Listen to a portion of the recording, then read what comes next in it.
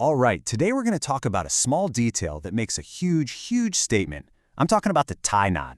And we're not just talking about any knot. We're going to master the one that really projects confidence and precision. So let me ask you, you got a big moment coming up on the calendar? Maybe a huge interview that could change your career? Or a wedding? One of those times when you know every little detail is going to count? Well, in those moments, believe it or not, your tie knot is part of your first impression. It's this silent little signal that just says, hey, I'm prepared, I'm on top of things, and I care about the details. That's why we're tackling the king of knots today, the full Windsor. It is big, it's bold, it's perfectly symmetrical, and it just commands respect. This is the knot you go for when you absolutely want to make a powerful statement. You ready? Let's dive in. Okay, to make this super easy, I've broken the whole thing down into just two parts. First up, we're going to lay the foundation. If you get this part right, trust me, the rest is a piece of cake. So let's walk through this together. First, just drape the tie around your neck. You want the wide end to be a good bit longer, with the skinny end's tip resting right above your belly button. This is so important for getting the final length right. Okay, now cross that wide end over the narrow end. Simple. Then bring it up through that neck loop from the bottom and pull it down over to your left. That's it. The narrow end of the tie doesn't move from here on out. All right, foundation is set. Nicely done.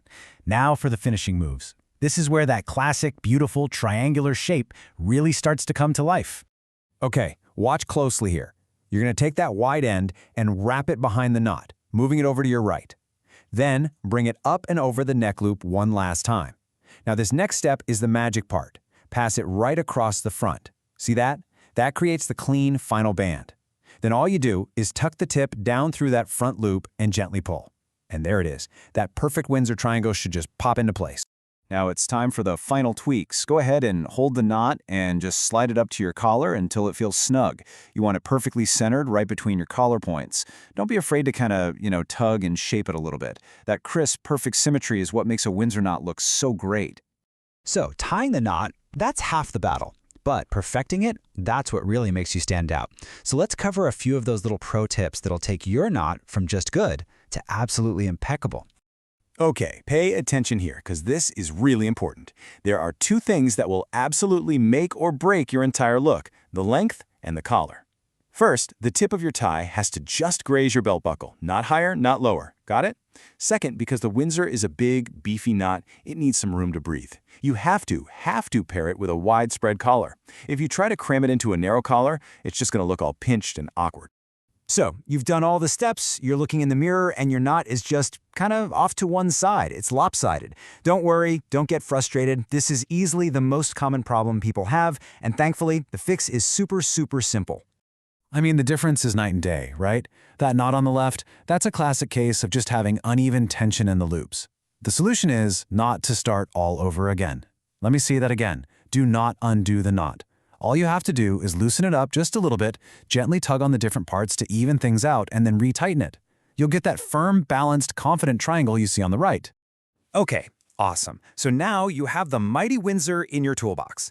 But let's talk a little strategy. Because yeah, the Windsor is a power move, but it's not the only move you need to know. Look, if you can master what I call the big three knots, you are going to be ready for pretty much any situation life throws at you.